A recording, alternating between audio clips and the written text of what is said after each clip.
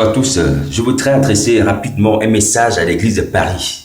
Église de Paris où je vais. Écoute la parole du Seigneur.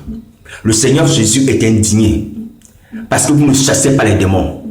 Vous devez chasser les démons. Donc, chasser les démons fait partie également de la mission de l'église. Le Seigneur Jésus a dit d'aller faire une nation des disciples, de guérir les malades, de purifier les lépreux, de chasser aussi les démons. Donc, il y a des personnes qui sont tourmentées. Il y a des personnes qui sont asservies aux esprits impurs. Il faut les chasser. Vous avez reçu l'autorité dans le nom de Jésus. Vous avez reçu la puissance de la courroie. Vous avez reçu le sang de Jésus qui nous donne la victoire. Donc, utilisez toutes ces armes pour chasser les démons.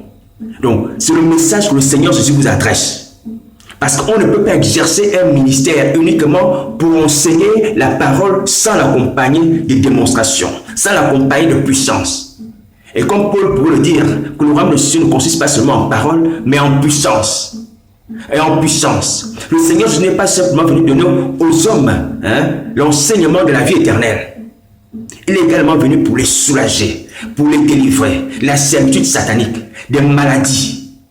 Parce qu'il est le prince de paix. Donc, la paix que Christ nous donne, c'est une paix qui est d'abord spirituelle, au travers du pardon des péchés, où notre conscience est libérée. Mais aussi une paix du corps, lorsque Christ nous délivre nos maladies, lorsque Christ nous délivre nos possessions. Donc, Christ est venu pour nous apporter la plénitude de la paix. Une paix parfaite, une paix totale. Alors donc, il y a des personnes qui sont dans cette assemblée-là, à l'assemblée de Paris où je vais, qui sont tourmentées, qui ont des difficultés à cause des démons, mais qui sont fidèles à chaque réunion, à chaque culte. Donc, il faut les délivrer. Il faut utiliser l'autorité que vous avez reçue de la part du Seigneur Jésus. Alors donc, les Écritures sont claires. Donc, il a dit chasser les démons. C'était un ordre qu'il nous a donné. Alors, nous pouvons voir déjà dans le livre de Marc un exemple de la façon dont le Seigneur Jésus exerçait son ministère. Alors, donc, on va lire Marc chapitre 1, du verset 23 au verset 26. Alors, j'ai lu la parole du Seigneur. Il se trouva dans leur synagogue un homme qui avait un esprit impur et s'écria: Qu'y a-t-il entre nous et toi, Jésus de Nazareth?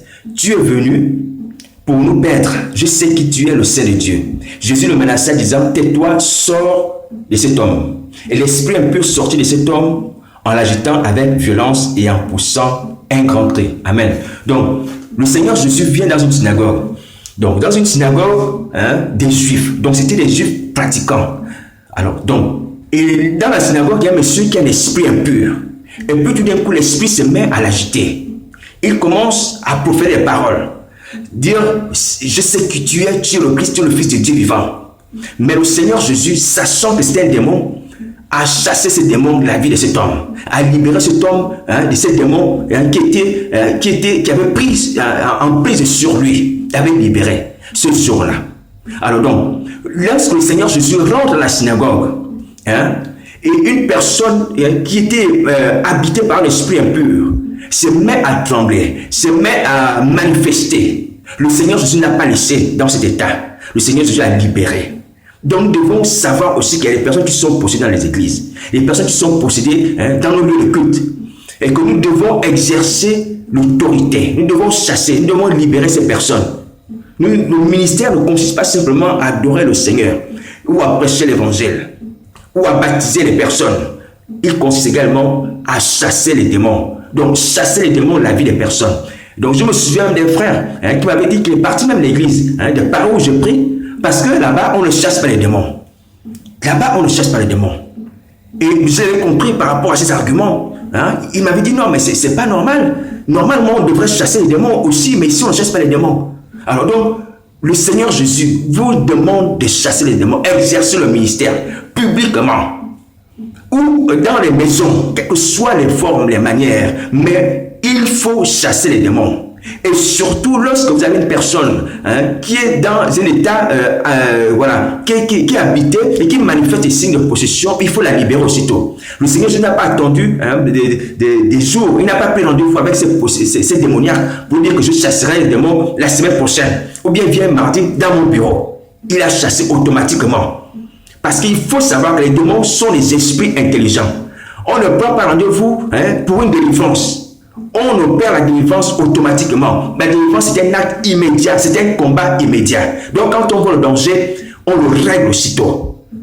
Parce que le monsieur en question, si nous prenons exemple sur ce monsieur, et on imagine qu'il aurait pris rendez-vous avec un pasteur pour la semaine d'après, mais le démon qui est en lui, qui est un être intelligent, conscient, qu'il va se faire chasser, vous pensez qu'il allait le laisser en vie?